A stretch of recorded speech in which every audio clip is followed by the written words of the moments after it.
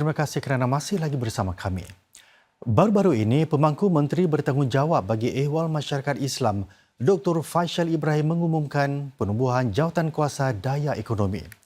Apa perinciannya dan apakah bidang tumpuannya? Bagaimana pula ia akan membantu masyarakat Melayu Islam mengharungi masa-masa sukar sekarang dan akan datang? Serta sejauh mana jawatan kuasa itu bukan merupakan duplikasi kepada jawatan kuasa yang sudah pun ada. Dalam analisis berita malam ini, anggota Parlimen yang juga pengerusi bersama jawatan kuasa itu, Dr. Wan Rizal Wan Zakaria, berkongsi jawapannya. Jawatan kuasa daya ekonomi baru yang diumumkan Dr. Faisal akan memberi tumpuan kepada sektor pertumbuhan baru serta menyokong pekerja, usahawan dan belia dalam menghadapi ketidaktentuan global. Apa yang paling penting, yang paling diperlukan sekarang ialah persediaan awal. Kalau kita renungkan, kita sedang melihat perubahan ekonomi yang sangat pantas dipacu oleh perkembangan global dan juga teknologi. Jadi kita tidak boleh tunggulah sehingga masyarakat kita terkesan, baru kita nak bertindak. Jawatan kuasa ini akan terdiri daripada para pemimpin korporat dan pakar industri. Ia akan meneliti saranan daripada Semakan Strategi Ekonomi ESR yang dijadual diterbitkan pemerintah pertengahan tahun ini. Jadi jawatan kuasa itu mahu memahami implikasinya serta mengenal pasti langkah-langkah praktikal untuk menyokong masyarakat Melayu Islam tempatan. Apa yang akan dilakarkan oleh ESR ni untuk masyarakat Singapura umum. Tetapi kepada masyarakat Melayu Islam kita perlu membuat penyesuaian lah.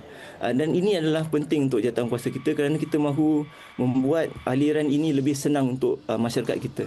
Lebih mudah untuk mereka meningkatkan kemahiran, meningkatkan ilmu di dalam bidang AI dan bidang-bidang yang akan bertumbuh di masa hadapan.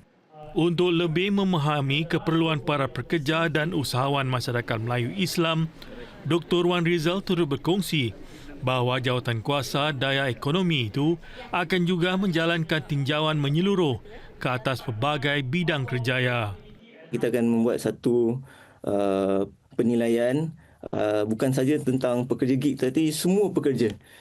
Kita mahu memahami apakah cabaran-cabaran yang mereka ada dan cabaran-cabaran yang mereka akan ada di masa hadapan.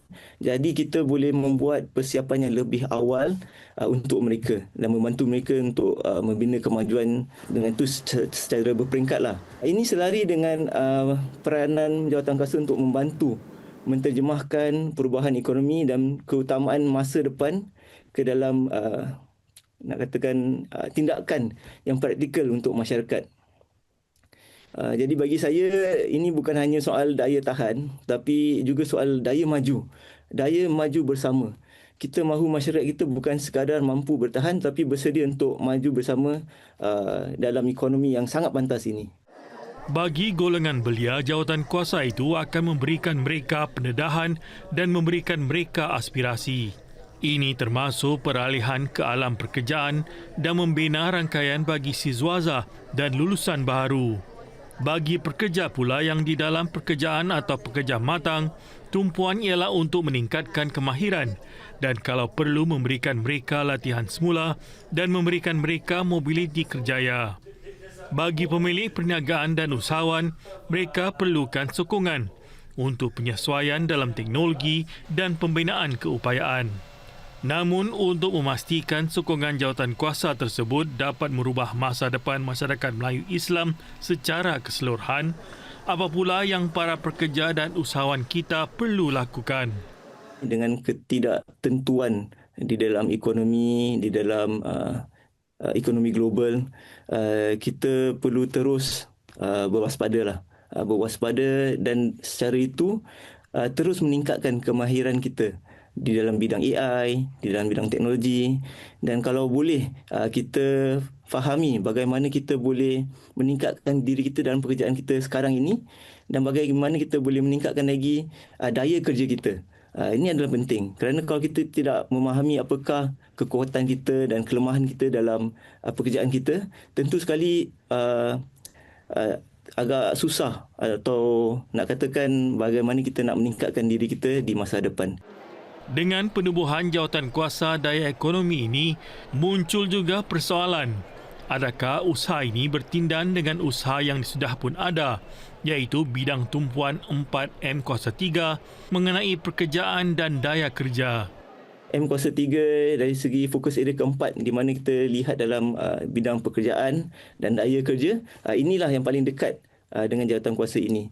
Dan kami akan bekerja lebih erat dari segi itu. Yang ketiga pula adalah lapisan ketiga pula ialah M Kuasa 3 di bandar. Dia juga memainkan peranan di peringkat pelaksanaan dan membawa program dan sokongan yang lebih dekat kepada masyarakat di peringkat akar umbi. Jadi kalau boleh katakan tiga lapisan ini bukan bertindih tetapi melengkapi satu sama dengan lain. Jadi, tegas Dr. Wan Rizal, beliau melihat jawatankuasa daya ekonomi ini sebagai memberikan satu fokus strategi, iaitu memberi kerangka pembangunan yang lebih menyeluruh dalam usaha menggerakkan masyarakat ke hadapan dengan lebih yakin.